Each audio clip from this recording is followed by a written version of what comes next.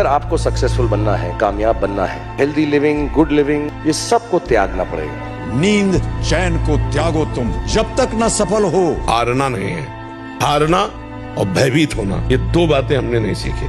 आपको दुख पहुंचेगा, दर्द पहुंचेगा, पेन पहुंचेगा। संघर्ष का मैदान छोड़कर मत भागो तुम। पेन चला जाएगा, सक्सेस इंतजार नहीं करेगा। तो कुछ किए बिना ही जय जयकार नहीं होती। you cannot be restful and at peace if you want to be successful, and it's the truth, it's God's honest truth.